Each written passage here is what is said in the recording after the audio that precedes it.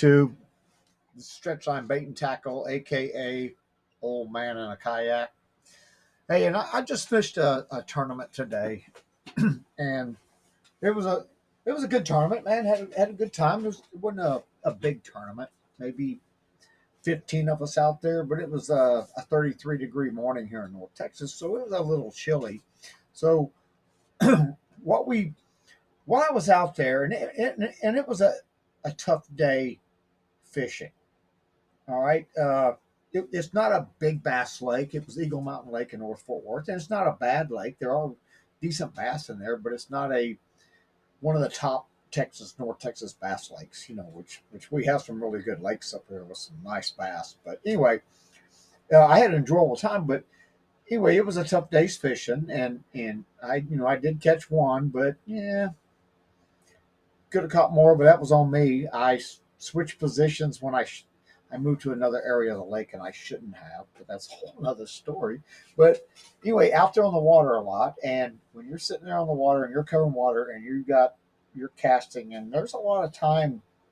Uh, you have a lot of contemplation time where you're out there on the water because it's peaceful and quiet. And you have a lot of time inside your head, and I I was thinking about recently on YouTube, there's been several videos about people getting caught cheating in tournaments, and they cut fish open, and there's big weights in them and all that. And I got to thinking about that, and personally, I believe that 99% of your bass fishermen out there fishing tournaments are honest, upstanding, righteous people. I've met too many good people out on the water and at tournaments and after tournaments and stuff to not believe this, but there's always that 1% or 1 to 10% that's dishonest, and that's what I wanted to speak about is just the dishonesty.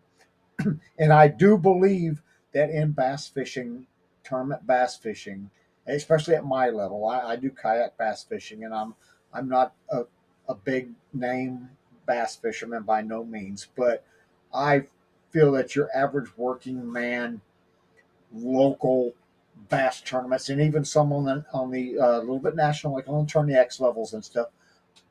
We're honest, man. We're just hardworking Americans, and we're out here having fun, and we're competing, and it's none of us like to lose, but we're not going to cheat to win. And my the whole thing that I was thinking about, and this is something I've learned my 63 years on this earth, is, and I wished I had learned this at a younger age, but life is cyclic.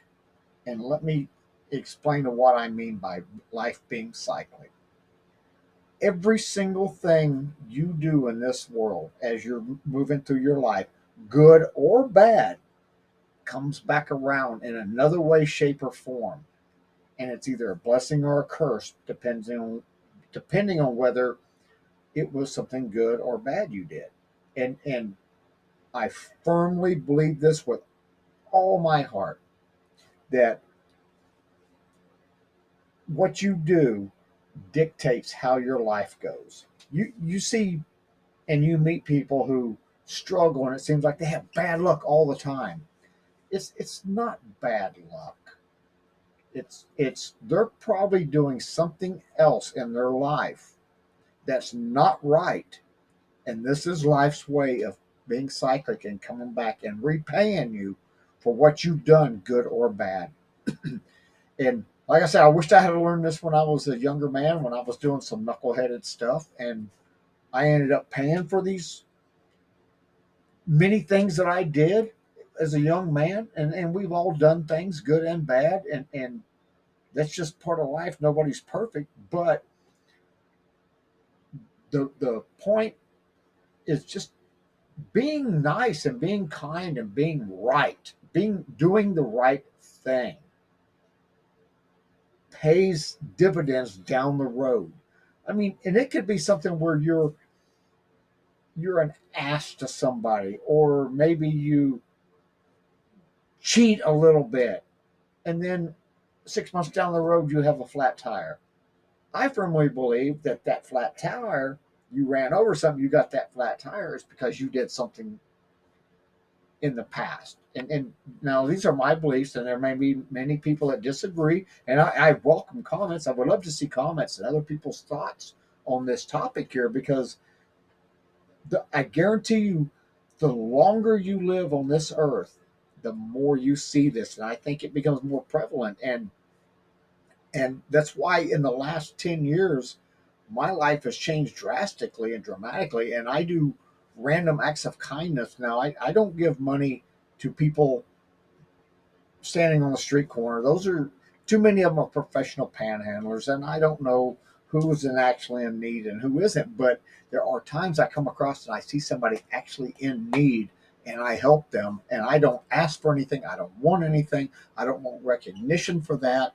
And don't get me wrong, this is, I'm not trying to toot my horn, but I'm just saying that these things that I've done have come back uh, to bless me in other ways, whether it's in my business or in my personal life, and the people that are in my life now. And I don't surround myself with negative people.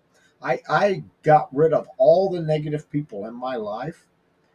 And if a person that's close to me and they're in my inner circle, that person, I guarantee you, is a good person. They are a giving person, and they are a person that moves me forward. They don't bring me down. And that's the whole topic of this. And watching those cheating, and I feel sorry for those people that get that got caught. And let me say, I'm maybe not sorry, but let's say I have empathy for those people, and I really hope that they learn from this mistake and they become a better person because of that.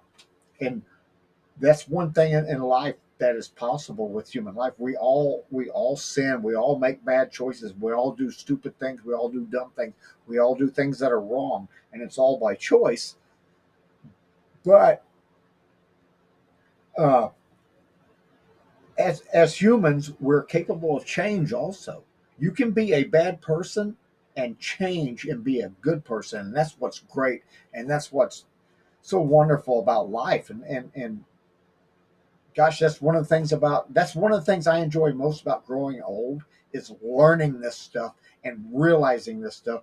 It's, and I remember so many times my parents and grandparents and other older people that I'd worked for and stuff tell me like, "Oh, you're going to regret this down the road." And I'm like, "Ah, you don't know what you're talking about."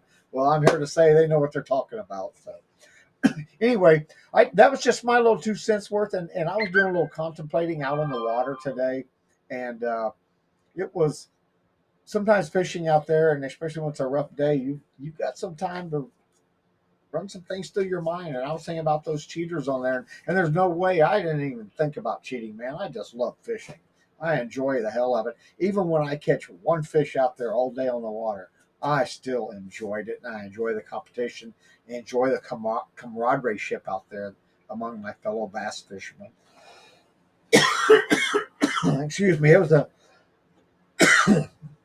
It was a cold day on the water today, so anyway, hey, that's my 2 cents worth. Just thought I'd share this with everybody, and because there's been a lot of YouTube videos pop up lately about the cheaters, and that's just such a small minority and of actual bass fishermen. And trust me, that and I'm not much in the boating side. I'm more on the kayak side. But the kayak bass fishermen I meet, man, well, just what a bunch of great guys. I just always meet some of the nicest, most friendly, helpful people, and I'm glad to be a part of that. And so, anyway, hey, it's this is early December. We're coming up on the holidays, and so my videos are probably slowed down. I've got one tournament this month, and then I probably won't start hard and heavy again until February. But anyway, hey, if I don't hear from y'all again, or if I don't see y'all again, please like, subscribe, comment. Let me know what you think about this little moment here, and everybody have a wonderful holiday with your families, and I'll catch you on the flip side. Oh, before I forget, be safe out on the water. Always wear your PFD. Pick up your trash, pick up other people's trash, and yak it out.